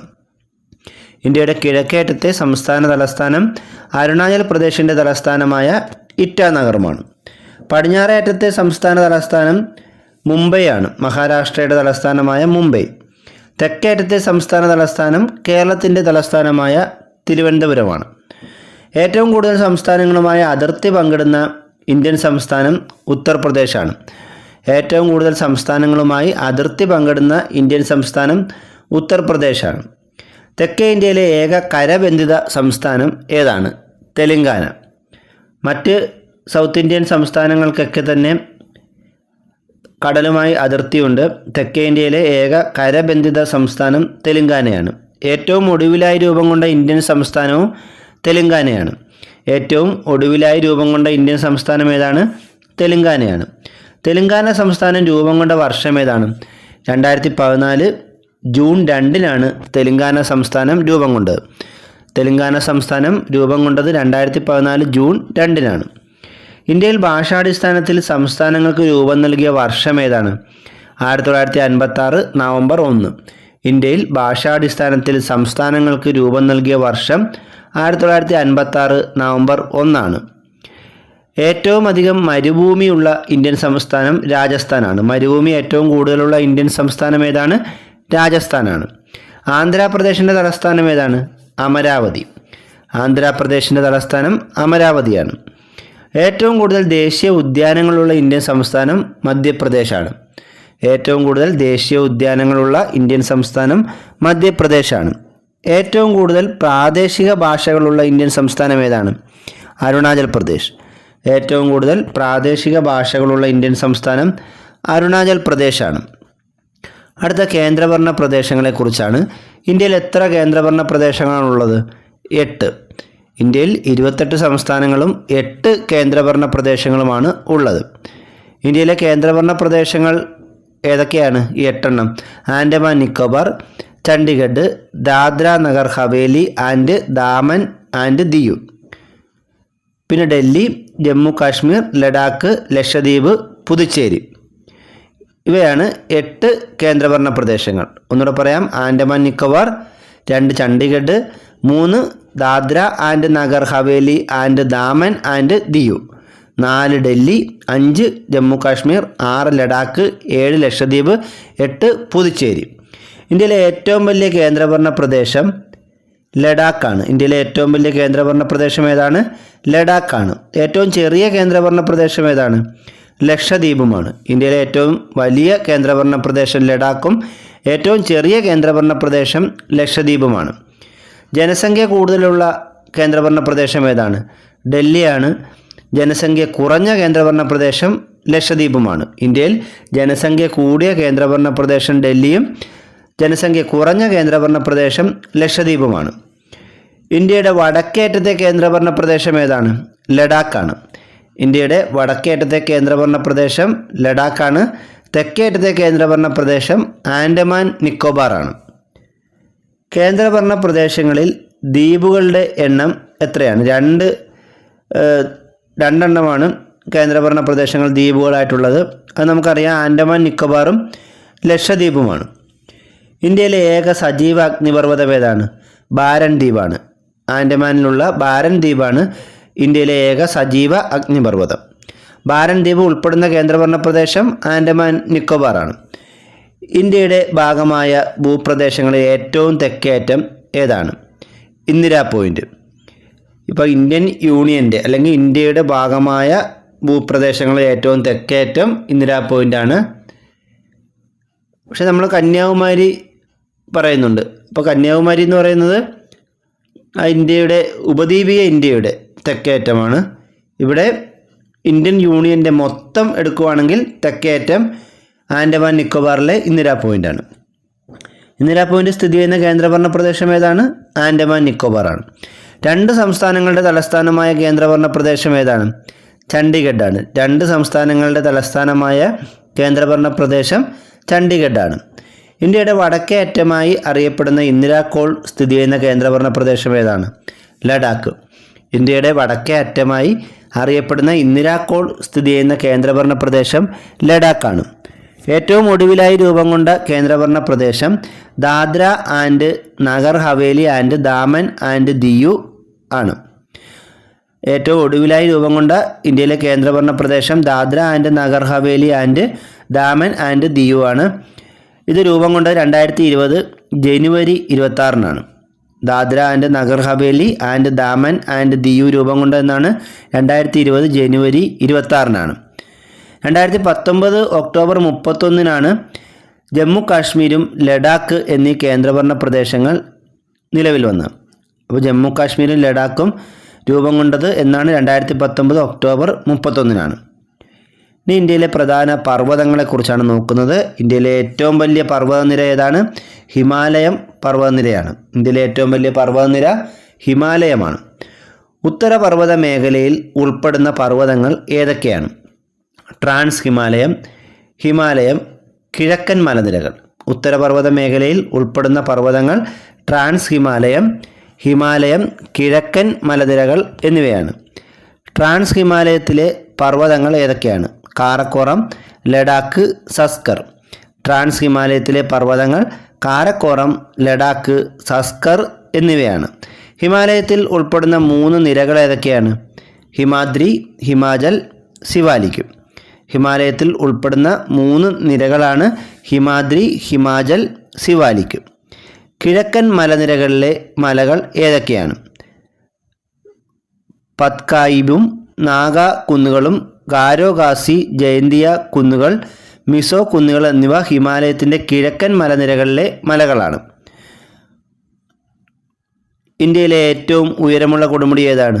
മൗണ്ട് കേറ്റു അഥവാ ഗോഡ്വിൻ ഓസ്റ്റിൻ. ഇന്ത്യയിലെ ഏറ്റവും ഉയരമുള്ള കൊടുമുടി മൗണ്ട് കേറ്റു അഥവാ ഗോഡ്വിൻ ഓസ്റ്റിൻ ആണ്. ഗോഡ്വിൻ ആസ്റ്റിൻ സ്ഥിതി ചെയ്യുന്ന പർവ്വതനിര ഏതാണ്? കാരക്കോറം പർവ്വതനിര. ഗോഡ്വിൻ ആസ്റ്റിൻ സ്ഥിതി ചെയ്യുന്നത് കാരക്കോറം പർവ്വതനിരയിലാണ്. ഗോഡ്വിൻ ആസ്റ്റിൻ കൊടുമുടിയുടെ ഉയരം എത്രയാണ്? 8611 മീറ്റർ. ഗോഡ്വിൻ ആസ്റ്റിൻ കൊടുമുടിയുടെ ഉയരം 8611 മീറ്ററാണ്. ട്രാൻസ് ഹിമാലയത്തിൻ്റെ ശരാശരി ഉയരം എത്രയാണ്? 6000 മീറ്റർ. ട്രാൻസ് ഹിമാലയത്തിൻ്റെ ശരാശരി ഉയരം 6000 മീറ്ററാണ്. ഹിമാലയൻ നിരകളുടെ ഏകദേശ നീളം എത്രയാണ്? 2400 കിലോമീറ്റർ. ഹിമാലയൻ നിരകളുടെ ഏകദേശ നീളം 2400 കിലോമീറ്ററാണ്. ഹിമാലയൻ പർവ്വതങ്ങളിൽ നേപ്പാളിൽ സ്ഥിതി ചെയ്യുന്ന ലോകത്തിലെ ഏറ്റവും ഉയരമുള്ള കൊടുമുടി ഏതാണ്? എവറസ്റ്റ് കൊടുമുടി. ഹിമാലയൻ പർവ്വതങ്ങളിൽ നേപ്പാളിൽ സ്ഥിതി ചെയ്യുന്ന ലോകത്തിലെ ഏറ്റവും ഉയരമുള്ള കൊടുമുടി എവറസ്റ്റ് കൊടുമുടിയാണ്. എവറസ്റ്റ് കൊടുമുടിയുടെ ഉയരം എത്രയാണ്?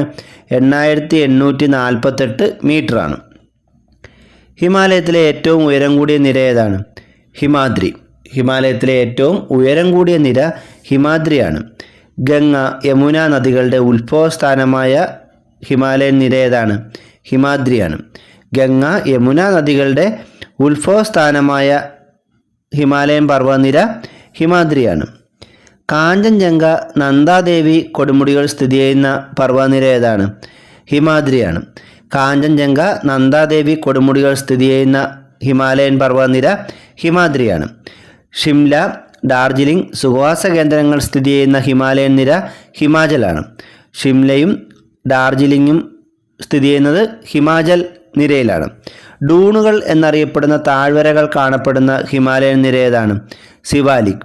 ഡൂണുകൾ എന്നറിയപ്പെടുന്ന താഴ്വരകൾ കാണപ്പെടുന്ന നിര സിവാലിക്കാണ്. ഉത്തരാഖണ്ഡ് ടിബറ്റ് മേഖലയെ ബന്ധിപ്പിക്കുന്ന ചുരം ലിബുലേക്ക് ചുരമാണ്.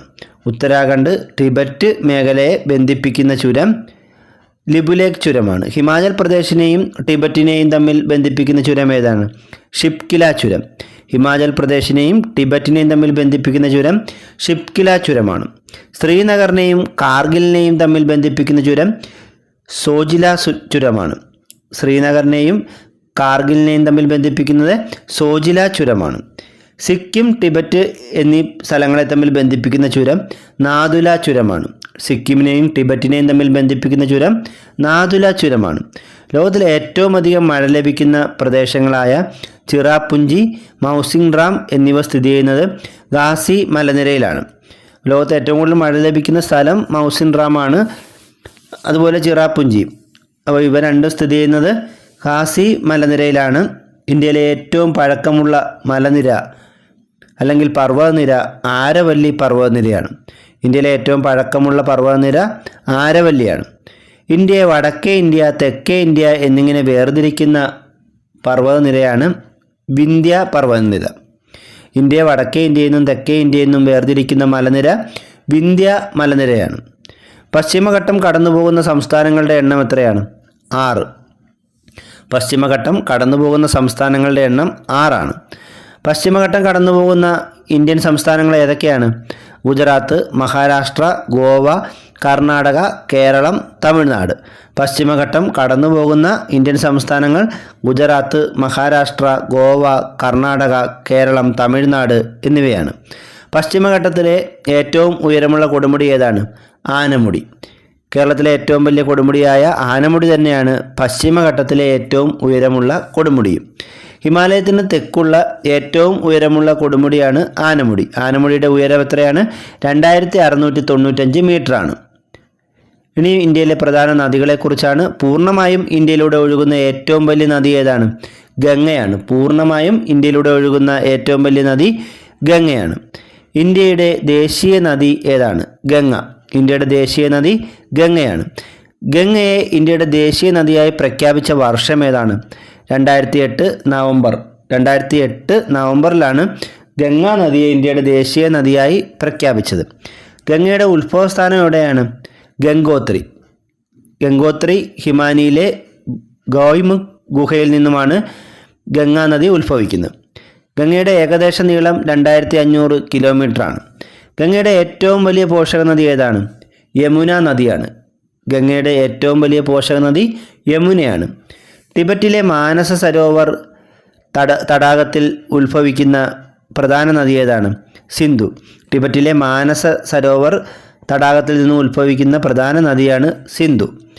709 കിലോമീറ്റർ ഇന്ത്യയിലൂടെ ഒഴുകി പാകിസ്ഥാനിലേക്ക് പ്രവേശിക്കുന്ന നദി ഏതാണ്? സിന്ധു നദിയാണ്. അപ്പോൾ സിന്ധു നദി ഇന്ത്യയിൽ ഒഴുകുന്നത് 709 കിലോമീറ്റർ മാത്രമാണ്. പഞ്ചാബിലെ പഞ്ചനദികൾ പോഷക നദികളായിട്ടുള്ള നദി ഏതാണ്? സിന്ധു നദി. അപ്പോൾ സിന്ധു നദിയുടെ പോഷക നദികളാണ് പഞ്ചാബിലെ പഞ്ചനദികൾ എന്നറിയപ്പെടുന്നത്. ടിബറ്റിലെ ചെമയുങ് തുങ് ഹിമാനിയിൽ നിന്ന് ഉത്ഭവിക്കുന്ന നദി ഏതാണ്? ബ്രഹ്മപുത്ര. ബ്രഹ്മപുത്ര നദി ഉത്ഭവിക്കുന്നത് എവിടെ നിന്നാണ്? ടിബറ്റിലെ ചെമയുങ് തുങ് ഹിമാനിയിൽ നിന്നുമാണ്. ടിബറ്റിൽ ഈ ബ്രഹ്മപുത്ര നദി ഏത് പേരിലാണ് അറിയപ്പെടുന്നത്? സാങ്ബോ എന്ന പേരിലാണ്. ടിബറ്റിൽ ബ്രഹ്മപുത്ര നദി അറിയപ്പെടുന്നത് സാങ്ബോ എന്ന പേരിലാണ്. പൂർണ്ണമായും ഇന്ത്യയിലൂടെ ഒഴുകുന്നവയിൽ പടിഞ്ഞാറോട്ട് ഒഴുകുന്ന ഏറ്റവും വലിയ നദി ഏതാണ്? നർമ്മദ. പൂർണ്ണമായും ഇന്ത്യയിലൂടെ ഒഴുകുന്നവയിൽ ഏറ്റവും വലിയ നദി നമ്മൾ പറഞ്ഞു ഗംഗയാണെന്ന്. എന്നാൽ പൂർണ്ണമായും ഇന്ത്യയിലൂടെ ഒഴുകുന്നവയിൽ പടിഞ്ഞാറോട്ട് ഒഴുകുന്ന ഏറ്റവും വലിയ നദി നർമ്മദയാണ്. ഗംഗാ നദി കിഴക്കോട്ടൊഴുകുന്ന നദിയാണ്. ദക്ഷിണേന്ത്യയിലെ ഏറ്റവും വലിയ നദി ഏതാണ്? ഗോദാവരി. ദക്ഷിണേന്ത്യയിലെ ഏറ്റവും വലിയ നദി ഗോദാവരിയാണ്. പൂർണ്ണമായും ഇന്ത്യയിലൂടെ ഒഴുകുന്ന ഏറ്റവും വലിയ രണ്ടാമത്തെ നദി ഏതാണ്? ഗോദാവരി. പൂർണ്ണമായും ഇന്ത്യയിലൂടെ ഒഴുകുന്ന ഏറ്റവും വലിയ നദി ഗംഗയും രണ്ടാം സ്ഥാനം ഗോദാവരിയുമാണ്. ഹൊഗനക്കൽ വെള്ളച്ചാട്ടം സ്ഥിതി ചെയ്യുന്ന നദി ഏതാണ്? കാവേരി. ഹൊഗനക്കൽ വെള്ളച്ചാട്ടം സ്ഥിതി ചെയ്യുന്നത് കാവേരി നദിയിലാണ്. ബംഗ്ലാദേശിലൂടെ ഒഴുകുന്ന ഗംഗയുടെ പ്രധാന കൈവഴി അറിയപ്പെടുന്നത് ഏത് പേരിലാണ്? പത്മ എന്ന പേരിലാണ്. ബംഗ്ലാദേശിലൂടെ ഒഴുകുന്ന ഗംഗയുടെ പ്രധാന കൈവഴി അറിയപ്പെടുന്നത് പത്മ എന്ന പേരിലാണ്. അപ്പോൾ ഗംഗാ നദി ബംഗ്ലാദേശിൽ അറിയപ്പെടുന്നത് പത്മ എന്ന പേരിലാണ്. ബംഗ്ലാദേശിലൂടെ ഒഴുകുന്ന ബ്രഹ്മപുത്രയുടെ പ്രധാന കൈവഴി അറിയപ്പെടുന്ന പേരെന്താണ്? ജമുന. അപ്പോൾ ബംഗ്ലാദേശിൽ ബ്രഹ്മപുത്ര അറിയപ്പെടുന്നത് ജമുന എന്ന പേരിലാണ്. ഇന്ത്യയിലെ ഏറ്റവും വലിയ നദീജന്യ ദ്വീപായ മജുലി സ്ഥിതി ചെയ്യുന്നത് ഏത് ഇന്ത്യൻ സംസ്ഥാനത്താണ്? ആസം. ഇന്ത്യയിലെ ഏറ്റവും വലിയ നദീജന്യ ദ്വീപായ മജുലി സ്ഥിതി ചെയ്യുന്നത് അസമിലാണ്. മജുലി ദ്വീപിന് രൂപം നൽകുന്ന നദി ഏതാണ്? ബ്രഹ്മപുത്ര. ബ്രഹ്മപുത്ര നദിയിലാണ് മജുലി ദ്വീപ് സ്ഥിതി ചെയ്യുന്നത്. ഗംഗ ബ്രഹ്മപുത്ര നദികളുടെ പതന സ്ഥാനം എവിടെയാണ്? ബംഗാൾ ഉൾക്കടൽ. ഗംഗ ബ്രഹ്മപുത്ര നദികൾ പതിക്കുന്നത് ബംഗാൾ ഉൾക്കടലിലാണ്. ചുവന്ന നദി എന്നറിയപ്പെടുന്ന ഇന്ത്യയിലെ നദി ഏതാണ്? ബ്രഹ്മപുത്ര. ചുവന്ന നദി എന്നറിയപ്പെടുന്ന ഇന്ത്യയിലെ നദി ബ്രഹ്മപുത്രയാണ്. ബീഹാറിൻ്റെ ദുഃഖം എന്നറിയപ്പെടുന്ന നദി ഏതാണ്? കോസി. ബീഹാറിൻ്റെ ദുഃഖം എന്നറിയപ്പെടുന്ന നദി കോസിയാണ്. ബംഗാളിൻ്റെ ദുഃഖം എന്നറിയപ്പെടുന്ന നദി ദാമോദർ നദിയാണ്. ബംഗാളിൻ്റെ ദുഃഖം എന്നറിയപ്പെടുന്നത് ദാമോദറാണ്. ഒഡീഷയുടെ ദുഃഖം എന്നറിയപ്പെടുന്ന നദി ഏതാണ്? മഹാനദി. ഒഡീഷയുടെ ദുഃഖം എന്നറിയപ്പെടുന്ന നദി മഹാനദിയാണ്. ചന്ദ്ര, ഭാഗ എന്നിവ കൂടിച്ചേർന്ന് രൂപം കൊള്ളുന്ന നദിയാണ് ചിനാബ്. ചന്ദ്ര, ഭാഗ എന്നിവ കൂടിച്ചേർന്ന് രൂപം കൊള്ളുന്ന നദി ഏതാണ്? ചിനാബാണ്. സിന്ധുവിൻ്റെ ഇന്ത്യയിലൂടെ ഒഴുകുന്ന ഏറ്റവും നീളം കൂടിയ പോഷക നദി ഏതാണ്? സത്ലജ്. സിന്ധു നദിയുടെ ഇന്ത്യയിലൂടെ ഒഴുകുന്ന നീളം കൂടിയ പോഷക നദി സത്ലജാണ്. ഇന്ത്യയെ വടക്കേ ഇന്ത്യ എന്നും തെക്കേ ഇന്ത്യ എന്നും വേർതിരിക്കുന്ന നദി ഏതാണ്? നർമ്മദ നദിയാണ്. ഇന്ത്യയെ വടക്കേ ഇന്ത്യ എന്നും തെക്കേ ഇന്ത്യ എന്നും വേർതിരിക്കുന്ന നദി നർമ്മദയാണ്. പൂർണ്ണമായും പടിഞ്ഞാറോട്ട് ഒഴുകുന്നവയിൽ രണ്ടാമത്തെ വലിയ നദി ഏതാണ്?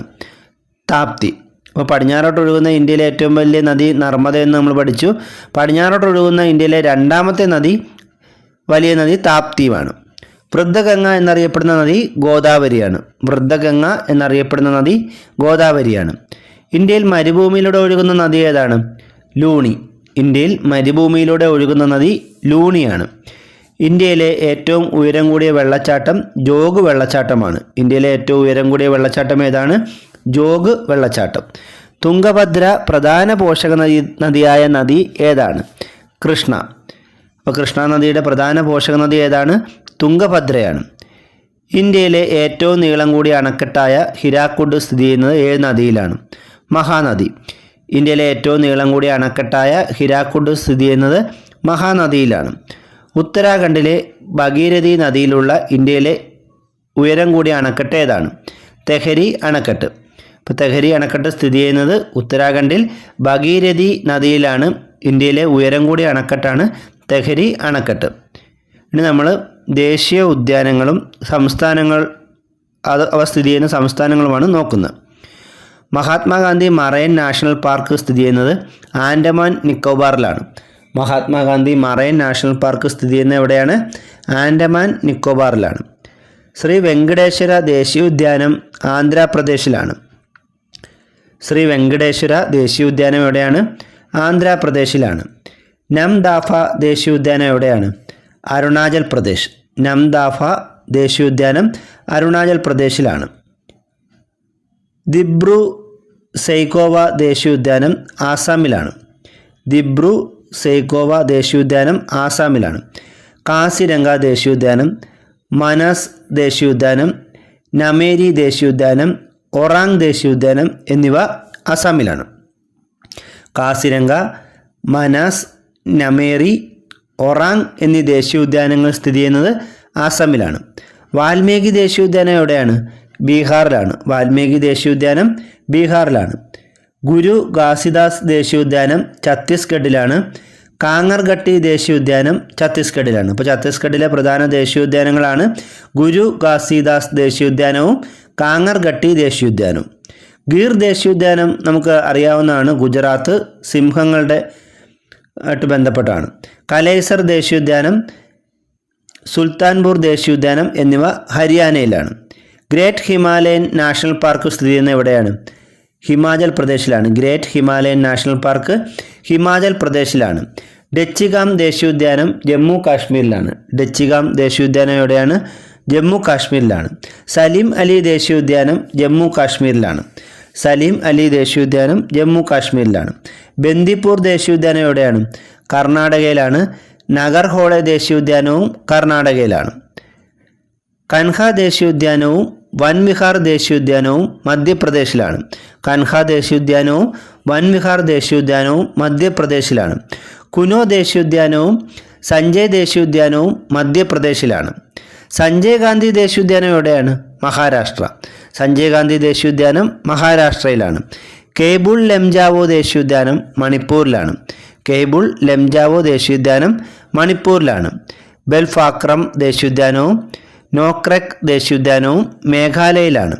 ഇന്താങ്കി ദേശീയോദ്യാനം എവിടെയാണ്? നാഗാലാൻഡിലാണ്. ഇന്താങ്കി ദേശീയോദ്യാനം നാഗാലാൻഡിലാണ്. ഫിതാർകനിക ദേശീയോദ്യാനവും സിമിലിപാൽ ദേശീയോദ്യാനവും ഒഡീഷയിലാണ്. ഇതിൽ പ്രധാനപ്പെട്ടതാണ് ഫിതാർകനിക ദേശീയോദ്യാനം ഒഡീഷയിലാണ്. കേവൽദേവ് ദേശീയോദ്യാനവും രത്തംബോർ ദേശീയോദ്യാനവും രാജസ്ഥാനിലാണ്. കാഞ്ചൻസോങ്ഹ ദേശീയോദ്യാനം സിക്കിമിലാണ്. ഗിണ്ടി ദേശീയോദ്യാനവും മുതുമലൈ ദേശീയോദ്യാനവും തമിഴ്നാട്ടിലാണ്. ഗിണ്ടി ദേശീയോദ്യാനവും മുതുമലൈ ദേശീയോദ്യാനം എവിടെയാണ്? തമിഴ്നാട്ടിലാണ്. മൃഗവാണി ദേശീയോദ്യാനം എവിടെയാണ്? തെലുങ്കാന. മൃഗവാണി ദേശീയോദ്യാനം തെലുങ്കാനയിലാണ്. ദുധ്വ ദേശീയോദ്യാനം ഉത്തർപ്രദേശിലാണ്. ഗംഗോത്രി ദേശീയോദ്യാനം, ജിം കോർബറ്റ് ദേശീയോദ്യാനം എന്നിവ ഉത്തരാഖണ്ഡിലാണ്. ഗംഗോത്രി ദേശീയോദ്യാനവും ജിം കോർബറ്റ് ദേശീയോദ്യാനവും ഉത്തരാഖണ്ഡിലാണ്. വാലി ഓഫ് ഫ്ലവേഴ്സ് ദേശീയോദ്യാനം, രാജാജി ദേശീയോദ്യാനം എന്നിവ ഉത്തരാഖണ്ഡിലാണ്. വാലി ഓഫ് ഫ്ലവേഴ്സ് ദേശീയോദ്യാനവും രാജാജി ദേശീയോദ്യാനവും ഉത്തരാഖണ്ഡിലാണ്. ഗോരുമാര ദേശീയോദ്യാനവും സുന്ദർബൻസ് ദേശീയോദ്യാനവും പശ്ചിമ ബംഗാളിലാണ്. ഇനി നമ്മൾ ഇന്ത്യയിലെ പ്രധാന അണക്കെട്ടുകളും അവ സ്ഥിതി ചെയ്യുന്ന നദികളും കൂടെയാണ് പഠിക്കാൻ പോകുന്നത്.